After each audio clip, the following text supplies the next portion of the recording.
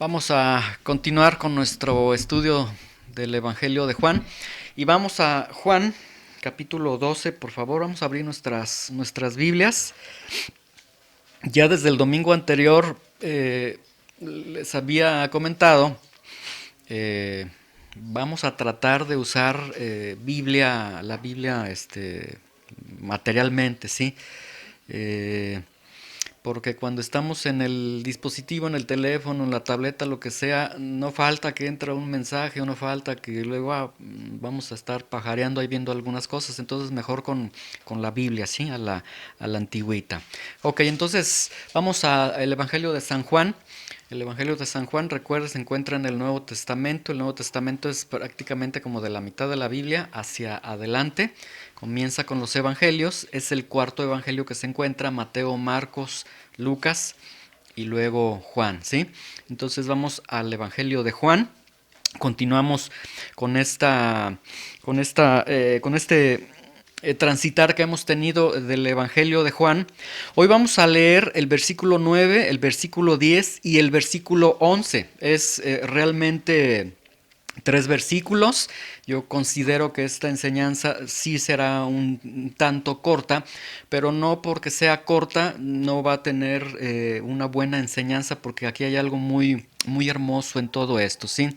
Yo me acuerdo hace años cuando yo estaba en la universidad. En algunas ocasiones nosotros íbamos a la oficina de la rectoría.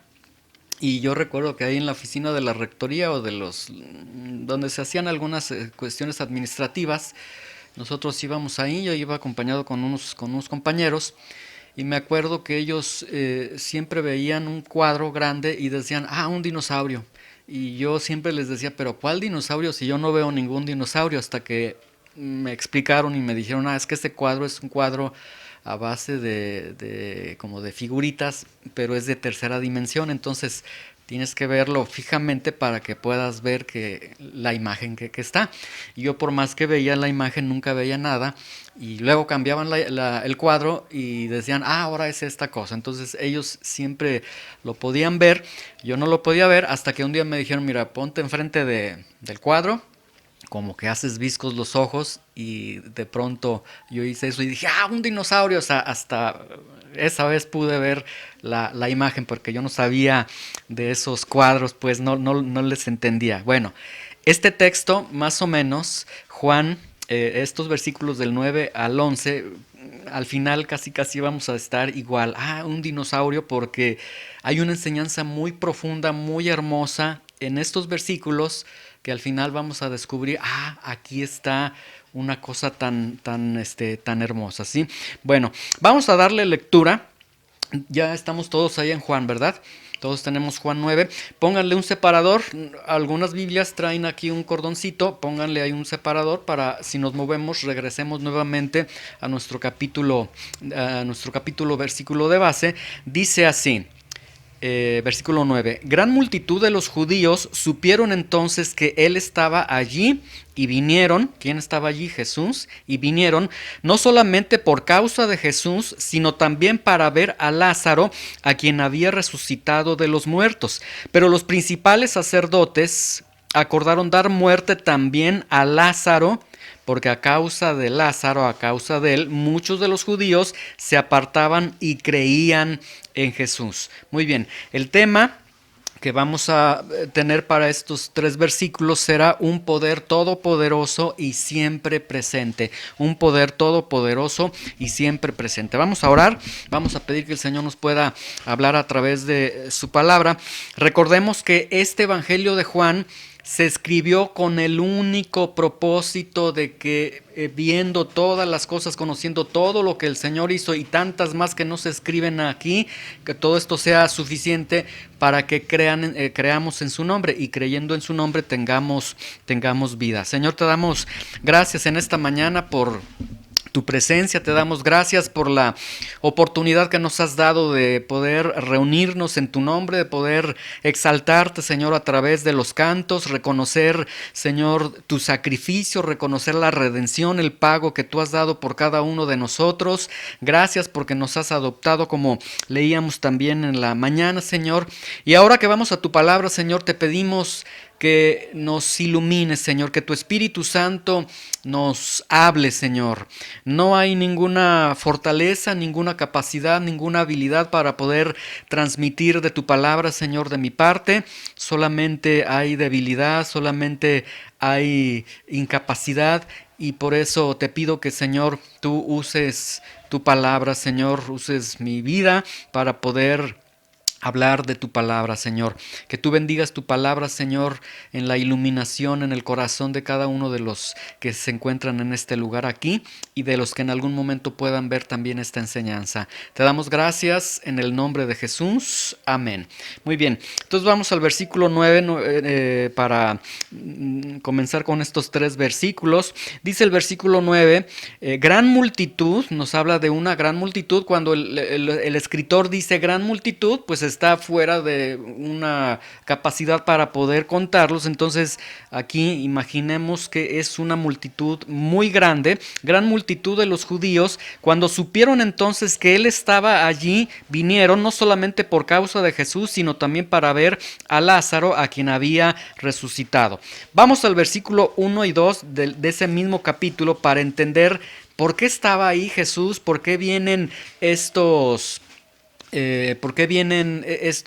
multitud de judíos, y vamos a entender algunas cosas. Dice el versículo 1 y versículo 2 del capítulo 12, dice: 6 días antes de la Pascua, recuerden, como veíamos en la enseñanza anterior, faltan 6 días para la fiesta de la Pascua, una fiesta nacional impresionante. Hay mucho movimiento entonces ya de los judíos, porque los rituales de purificación tardan entre 6 y 7 días, entonces ya hay mucho movimiento en dirección a Jerusalén, ¿sí? Y en el lugar donde nos encontramos ahorita, en Betania, está a 3 kilómetros de Jerusalén. 6 días antes de la Pascua vino Jesús a Betania, donde estaba Lázaro, el que había estado muerto y a quien había resucitado de los muertos, y le hicieron allí una cena. Recordemos, el domingo anterior dijimos quién le hizo la cena: una persona llamado Simón, que era un leproso al que el Señor había sanado, ¿sí? Entonces, y le hicieron allí una cena. Marta servía y Lázaro era uno de los que estaban sentados en la mesa con él, ¿sí? Entonces, ahora sí, cuando nosotros leemos el versículo 9, entonces entendemos, dice: gran multitud de los judíos, cuando supieron entonces que estaba ahí Jesús, vienen. Y no solamente vienen para ver a Jesús, sino vienen para ver también a Lázaro, quien había sido resucitado, ¿sí? Entonces lo que nosotros tenemos aquí es que acude toda esta gran multitud de judíos a Betania. Realmente les queda muy cerca, acuden ahí con Jesús, y acuden por 2 razones. La primera razón, nos la dice, es Jesús mismo, ¿sí? Ahora, vamos a Juan 11:53 para no perder de vista el momento que se estaba viviendo. La primera razón es porque vienen a ver a Jesús, quieren ver estos judíos, esta multitud quiere ver a Jesús. La segunda razón, ahorita la vamos a ver cuál es, pero vamos a ver en el versículo 53 el momento que se estaba viviendo en esta ocasión, ¿sí? Dice el versículo 53, vámonos todos a Juan capítulo 11, versículo 53 al 55. ¿Listos? Dice lo siguiente: así que desde aquel día acordaron matarle.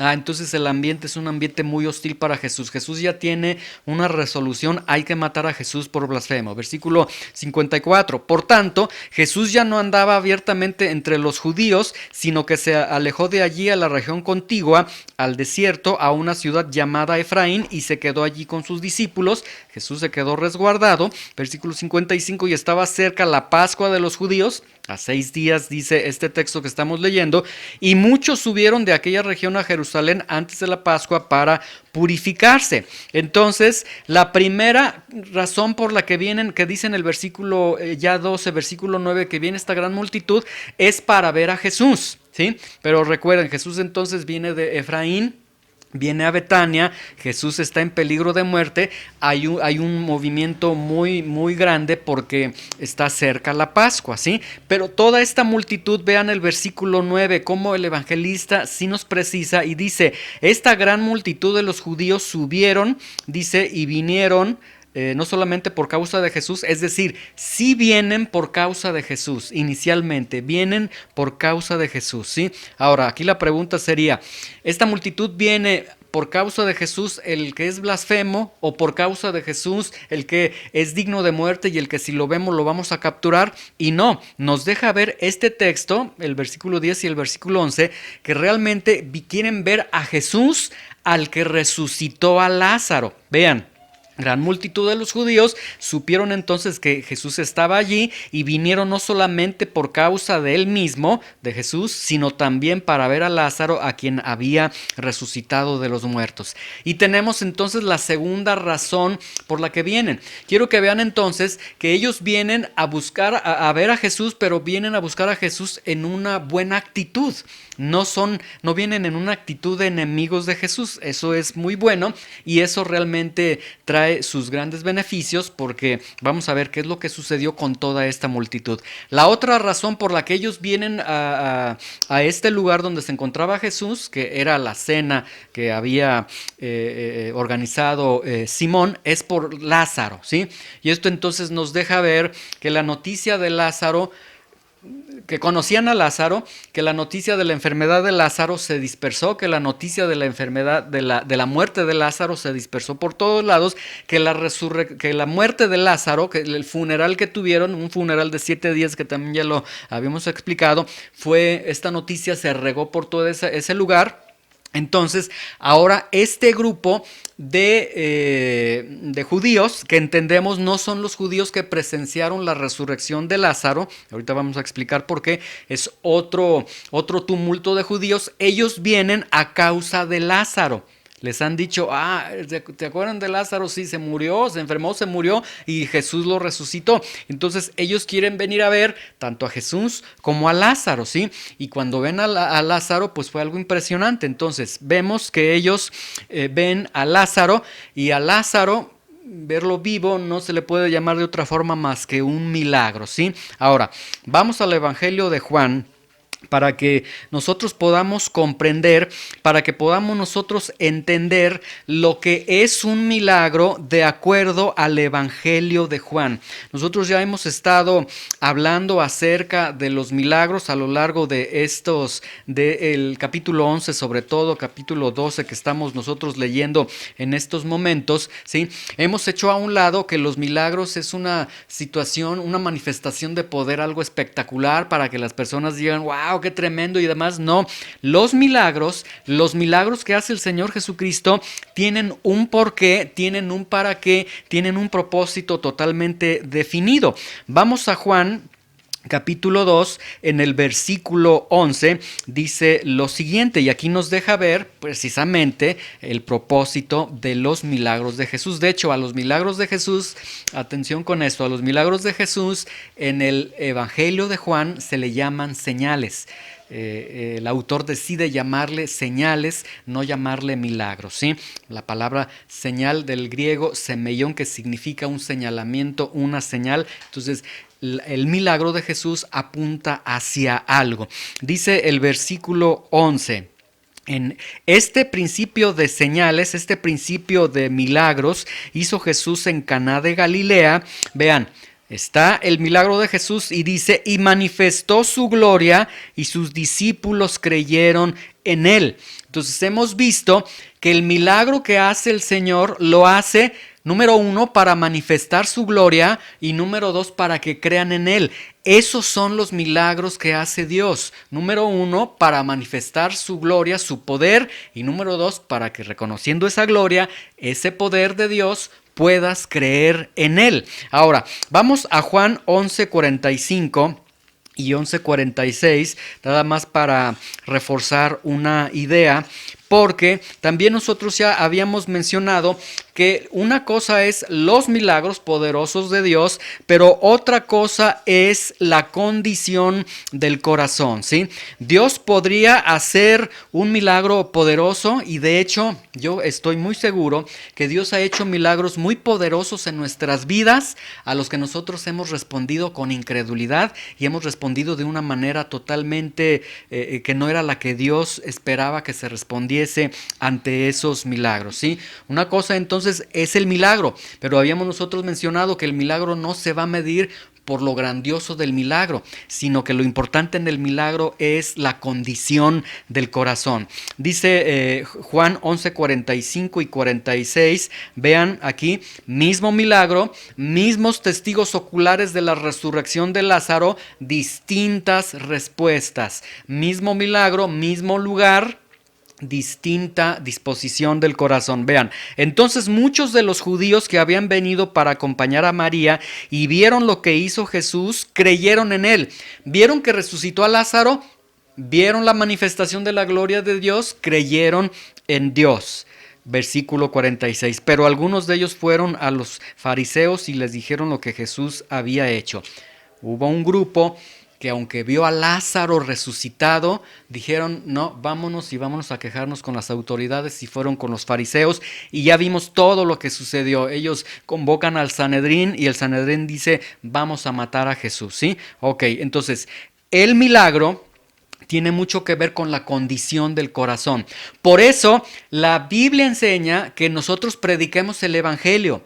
No es presentar milagros y milagros para que la gente se sorprenda, porque en tantos milagros las personas no tenemos ninguna noción o ninguna garantía de que la palabra de Dios esté trabajando en la condición del corazón de ellos.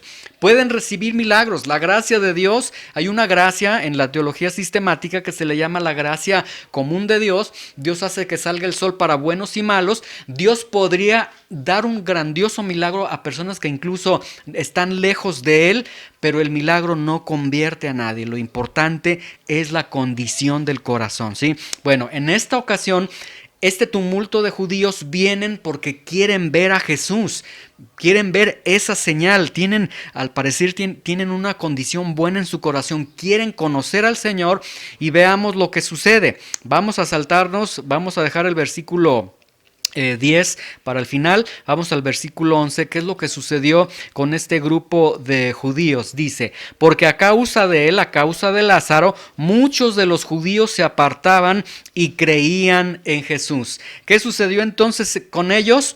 Ellos vienen, quieren ver a Jesús, quieren ver a Lázaro, ven a Lázaro y dicen, sí, está vivo, está vivito y coleando, y comienzan a hablar con él. Ahora, es muy interesante que la Biblia no registra que Lázaro en algún momento, en la reunión, en la cena, haya dicho, miren, ¿qué te pasó, Lázaro? ¿Cómo es la vida después de la muerte? Nunca lo expresó.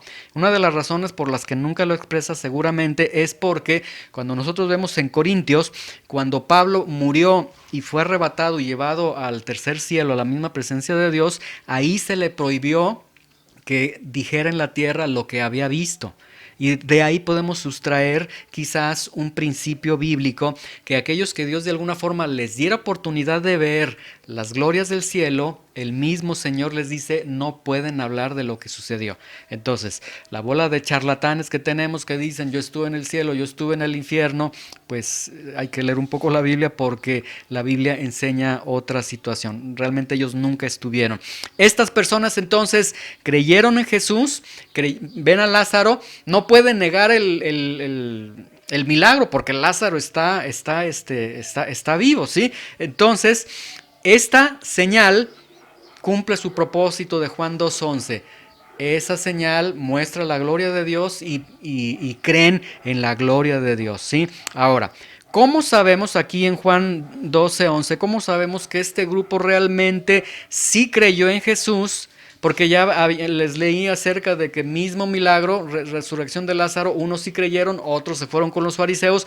¿Cómo estamos seguros de que realmente sí creyeron en el Señor? ¿Sí? Y este mismo texto nos da una evidencia que la podemos tomar nosotros, que nos podemos medir también nosotros con esta evidencia. Vean, en ellos hubo obediencia, ¿sí? Dice, vamos al versículo 11 nuevamente, Juan 12:11, para que se cercioren cada uno de ustedes y vean que cuando ellos creen sucede algo, hay una evidencia, hay obediencia. No hubo, luego cuando tenga tiempo, sí, ya creí en el Señor, cuando tenga chance, cuando mi trabajo me lo permita, cuando tenga deseos, cuando aquello, y estar postergando. No, esa persona realmente no creyó. El que cree tiene evidencias, vean, porque a causa de él muchos de los judíos se apartaban ¿de qué? De los judíos, es decir, del judaísmo, y creían en Jesús. Ahí está. Había una evidencia en ellos, ¿sí? Y esa evidencia se estaba viendo en que ellos se retractaron, se salieron del judaísmo y dijeron, ya no vamos a seguir el judaísmo, ahora vamos a seguir a Jesucristo, vamos por el camino del cristianismo, ¿sí? Entonces, los milagros no convierten. Esto nuevamente hay que tenerlo presente, no convierten. Si después de un milagro, porque nosotros ya hemos llegado a la conclusión de que Dios nos ha permitido milagros a cada uno de nosotros, ¿sí? No me acuerdo, yo recuerdo que me han contado, mis papás me contaban que en una escalera de un piso donde vivíamos hace mucho tiempo, yo estaba en la carriola y de pronto me caí, me fui rodando y llegué hasta el suelo, ¿sí? Dios me guardó. No me morí, ¿verdad? Mejor me quedé un poco tonto, pero no me morí. Accidentes en los que Él nos ha librado. Recuerdo en el 90 cuando la camioneta se salió por el malecón y cada vez que paso por ahí son como 6, 7 metros. Caí hasta abajo en seco totalmente. Que bueno, fueron muchos años de rehabilitación para volver a caminar. Pero ahí está otro milagro, ¿sí? Ahora, vean, si después de un milagro, y piensen ustedes quizás en algún milagro que Dios ha hecho con ustedes, porque yo estoy seguro que Dios ha hecho milagros con cada uno de nosotros, pero si después de un milagro no vemos la gloria de Dios y no seguimos nuestro rumbo, nuestro camino en dirección a esa gloria de Dios y no abandonamos el pecado, entonces lo único que solamente sucedió es que nos dio esta expresión de wow, qué tremendo, pero realmente el milagro no hizo nada con nosotros, ¿sí? Y eso sería muy lamentable porque Dios en su misericordia nos ha guardado muchas veces de tantas cosas, de tantos accidentes, de tantos asaltos, de tantos robos, etcétera, pero si ese milagro no que el milagro lo produzca, si ese milagro no me lleva a ver la gloria de Dios, a caminar en relación a la gloria de Dios y a dejar cosas en mi vida pecaminosas, entonces ese milagro no sirvió realmente de mucho para nosotros, ¿sí? Ahora, ¿qué es el judaísmo para un judío? Porque aquí vemos que los judíos creyeron en Jesús y se apartaron del judaísmo. ¿Qué es el judaísmo para un judío? ¿Qué implicaba creer en Jesús y dejar el judaísmo? Vean, en la mente de un judío, en la cultura de un judío, porque a los judíos desde chiquitos, es impresionante, ustedes lo pueden ver en YouTube, los niños de 6, de 7 años te recitan el libro de Éxodo, el libro de Génesis completo. ¿Sí? Nosotros batallamos con Juan 3:16, batallamos con un capítulo y un versículo, y ellos te recitan el libro de Salmos, el libro de Proverbios, porque tienen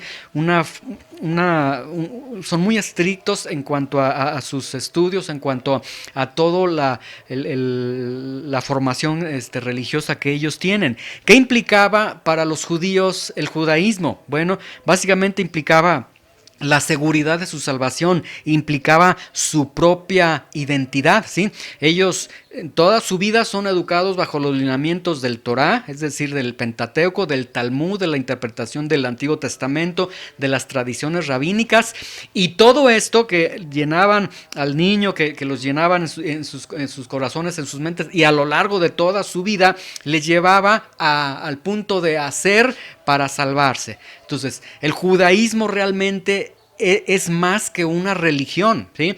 Nosotros acá en Occidente, nosotros como mexicanos, realmente entendemos la influencia y vemos la influencia de la religión en el pensamiento humano, en la actividad humana. Vean, lo más grande que hace la religión, y esto cualquier religión que puedan ustedes etiquetar, obviamente hay una religión popular, una religión que tiene mayor adeptos a nivel mundial, pero lo más grande que puede hacer la religión, para que vean lo riesgoso que es todo esto, lo más impactante que hace la religión es que a nombre de la religión las personas se juegan literalmente su propia eternidad, ¿sí? Es muy común escuchar, no sé si ustedes han escuchado, yo lo he escuchado repetidas veces, que a veces te encuentras a alguien y fíjate que tal persona ya murió. Y, pero ¿qué sucedió con él? Es que se enfermó, estuvo sufriendo, pero ya hicimos tales rituales de determinadas religiones, etcétera, y él ya está ahorita en el cielo, ya está descansando. O si no está en el cielo, pues estamos procurando que esté en el cielo porque tenemos ciertos rituales de 9 días para que se vaya al cielo esta persona. Entonces, vean, las personas se juegan literalmente su propia eternidad con la religión, y esto es cualquier religión, ¿sí? Cualquier religión frente a Jesús es una abominación, como lo vamos a estar viendo más adelante. Ninguna religión trae salvación, pero el hombre se empeña en que la religión me va a salvar. La religión lo único que le va a hacer responsable ante Dios, y le va a llevar a una eternidad sin Dios, ¿sí?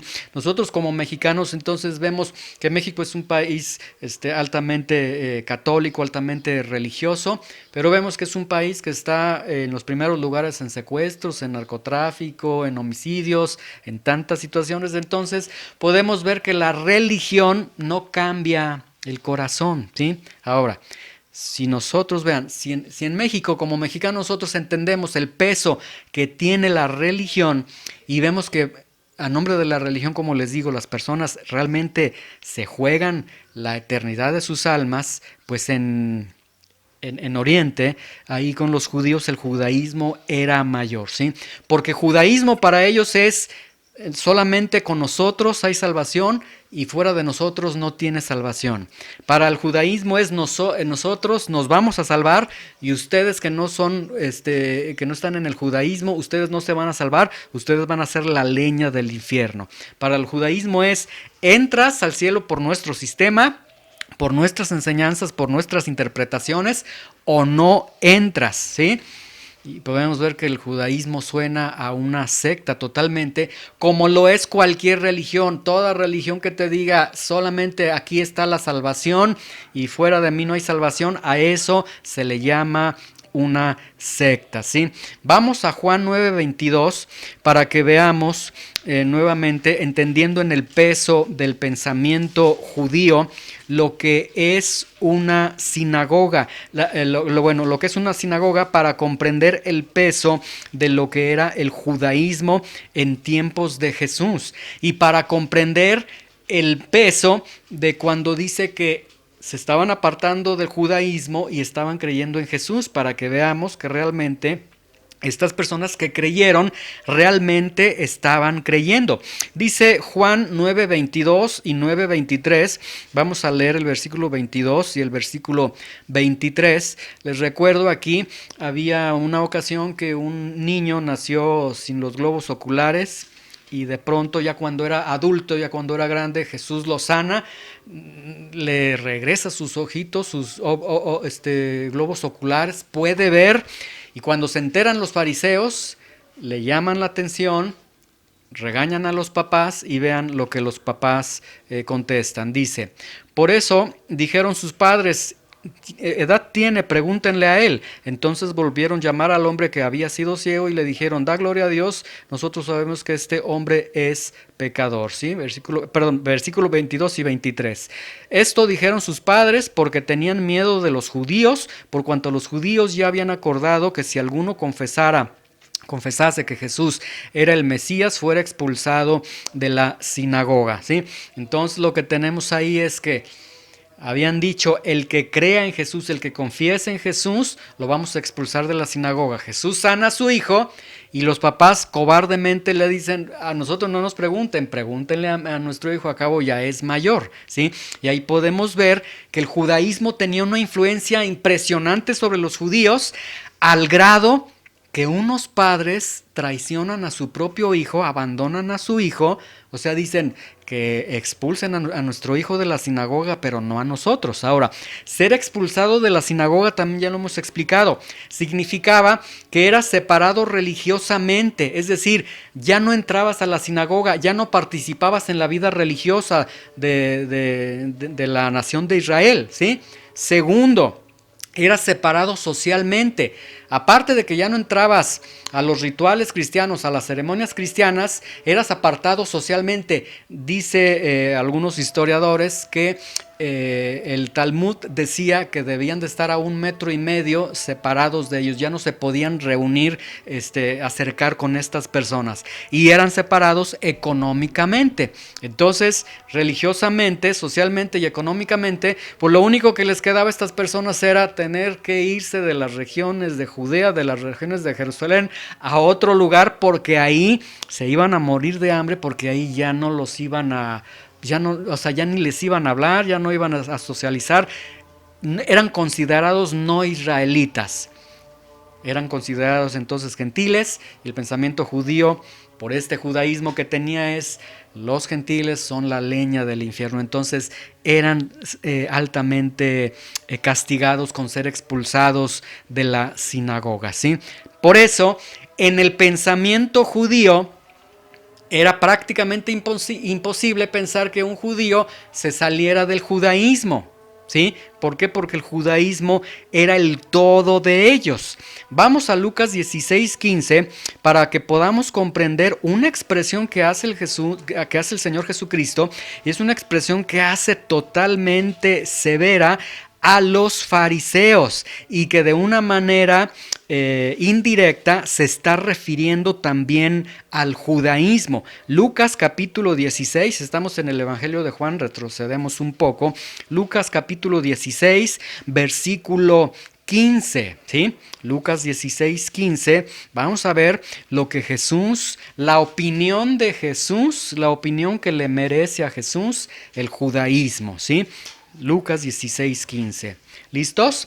¿Ya estamos todos? Dice: entonces les dijo, está hablando Jesús, ustedes son los que se justifican a ustedes mismos delante de los hombres, ¿sí? Estos líderes religiosos, estos líderes del judaísmo, ustedes son los que se justifican a sí mismos. Mas Dios conoce sus corazones, porque lo que los hombres tienen por sublime, su judaísmo, su sistema, nosotros somos los únicos salvados, los únicos buenos, dice, lo que los hombres tienen por sublime delante de Dios es abominación.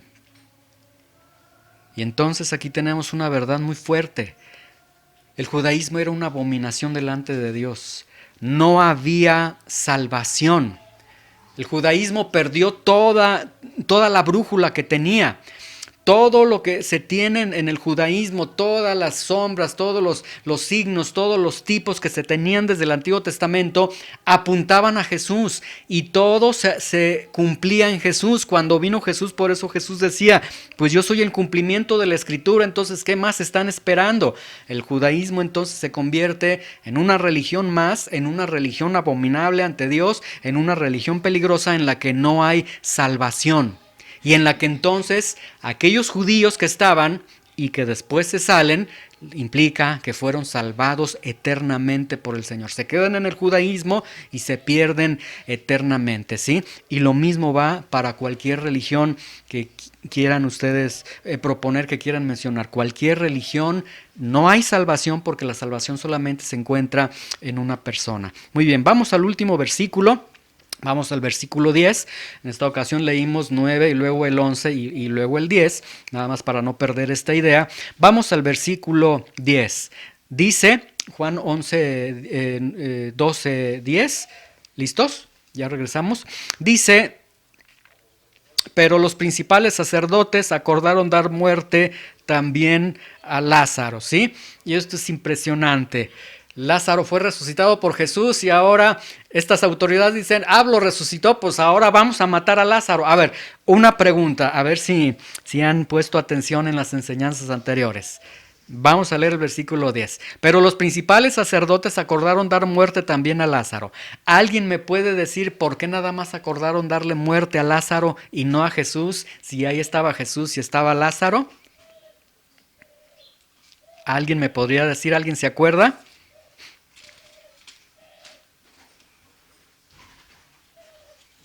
¿No? No, sí fue en relación al milagro.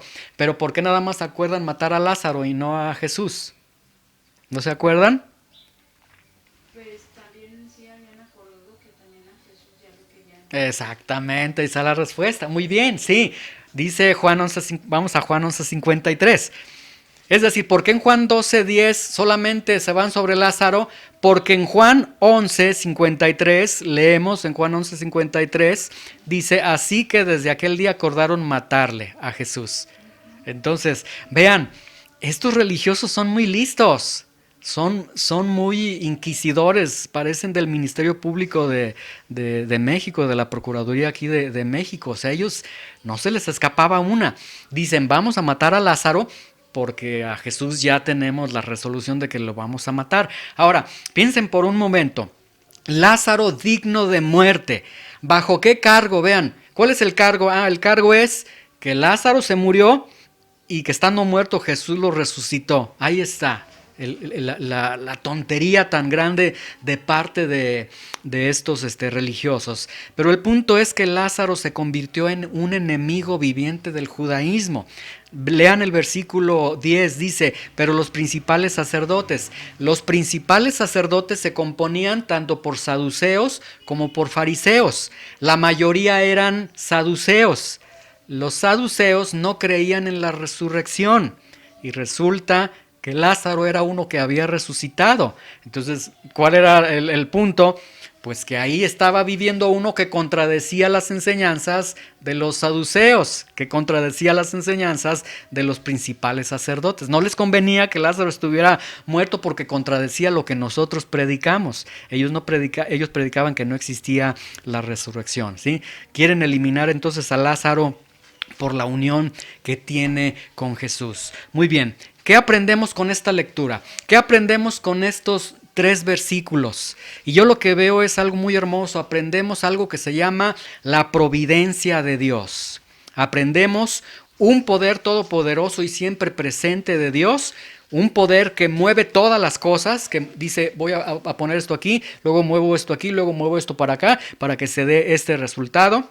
Dice el Catecismo Mayor de Westminster, esta declaración acerca de la providencia de Dios, dice, las obras de la providencia de Dios, escuchen, las obras de la providencia de Dios son su santa, su sabia, su poderosa preservación y gobierno de todas sus criaturas, a las cuales ordena, así como todas las acciones de ellas para su propia gloria, ¿sí? Por si se les hizo un tanto confuso esta declaración de Westminster, significa, en términos castellanos, Dios mueve todas las fichitas del tablero, todas las circunstancias en la vida de todas las personas para cumplir algo más grande que un milagro, para cumplir, para que se desarrolle su providencia, ¿sí? Vean, todo lo que se tuvo que haber, todo lo que Dios hizo para haber salvado a este grupo de judíos que se encontraban en el judaísmo, ¿sí? Como les dije, no había forma de que los judíos en su razonamiento, en su pensamiento, salieran del judaísmo, abandonaran el judaísmo, no había forma. Vean todo lo que Dios hizo, haciendo una compilación del capítulo 11 y este capítulo 12, todo esto lo que Dios movió en su mesa de trabajo, todo esto Dios lo está moviendo para liberar eternamente a este grupo de judíos que creyeron en él. Vean, para esto Dios tuvo que crear a Marta y María. Dios dice que exista Marta y María y que Marta y María tengan un hermano que se llama Lázaro, que este hermano se enferme en algún momento, que cuando Lázaro se enferme Jesús esté a una distancia, a un día de distancia para que le puedan llevar la noticia de que está enfermo Lázaro, que Lázaro se muera, que vengan los judíos al funeral, ¿sí? Que Lázaro sea resucitado en ese funeral, que los judíos sean salvados ahí cuando creen en Jesús y otros se opongan al evangelio, vayan con los fariseos, que los fariseos escuchen lo que están diciendo estos judíos y los fariseos convoquen al Sanedrín, que el Sanedrín se reúna y diga vamos a matar a Jesús, que los judíos quieran capturar a Jesús porque se acerca, que esté cerca la Pascua, porque está cerca la Pascua, quieren matar a Jesús, que Jesús venga a Betania, que estando en Betania esté Lázaro también ahí en Betania y que una persona que se llama Simón haya realizado una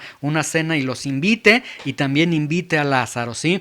Que estos judíos acudan ahí a ese lugar donde no los invitaron, donde fue invitado Jesús a cenar, que vean a Lázaro, que vean a Jesús y que entonces crean en Jesús, ¿sí? Y que una vez creyendo en Jesús, estos tomen la decisión valiente en sus vidas de dejar el judaísmo, es decir, expulsados religiosamente, socialmente, económicamente. La Biblia no nos dice, pero todo este cúmulo de personas, todo este tumulto de personas se las vieron realmente negras en una situación difícil porque no fueron expulsados, ellos dejaron el judaísmo, ¿sí? Y entonces podemos ver que Dios sostuvo todo, que Dios ordenó todo, que Dios dirigió todo con un propósito. Vamos al Salmo 138, ahí más o menos se encuentra la mitad de nuestras Biblias. Salmo 138, versículo 8, hablando de la providencia de Dios. Salmo 138, versículo 8. ¿Sí? ¿Listos todos? Dice el versículo 8, vean. Jehová cumplirá su propósito en mí. Ahí está, ¿sí? En este momento quizás yo no entiendo todo. En este momento yo quizás no veo cómo es que Dios va a cumplir su propósito en mí. Porque a esto le sumo que yo tengo pecados, que yo tengo errores, que yo tengo deficiencias en mi carácter. A esto le sumo que tengo circunstancias que son adversas para mí. Entonces yo no veo cómo es que Dios pueda cumplir su propósito en mí. A esto le sumo que hay muchas personas que me menosprecian, que me difaman, o yo mismo me menosprecio, yo mismo digo, es que yo no puedo ya en la voluntad de Dios, en los propósitos de Dios, yo ya desperdicié mi vida, ya no hay nada para mí. Pero lo que estamos aprendiendo es que en la providencia de Dios, Dios mueve todo y Dios tiene un constante poder todopoderoso siempre presente en nuestras vidas, ¿sí? Dios lo mueve todo. Entonces, en este momento de nuestras vidas, vamos a Juan 6:39 ya para concluir, pero quiero cerrar con esta gran verdad. En este momento de nuestras vidas, en este momento de la historia de nuestras vidas, como la estemos viviendo, ¿sí? Quizás en este momento algunos dicen, estoy viviendo una etapa en la que ya estoy renunciando a todo, yo creo que Dios ya no va a obrar en mi vida, yo ya no quiero caminar con Dios, yo ya he fallado, mis pecados me han cobrado la factura, yo no puedo continuar con Dios, yo no quiero caminar hacia Dios, cual sea el escenario en el que nosotros estemos viviendo, ¿sí? Dios dice que Jehová, la palabra dice que Jehová cumplirá su propósito en nosotros. Hay un poder todopoderoso siempre presente obrando en nuestras vidas.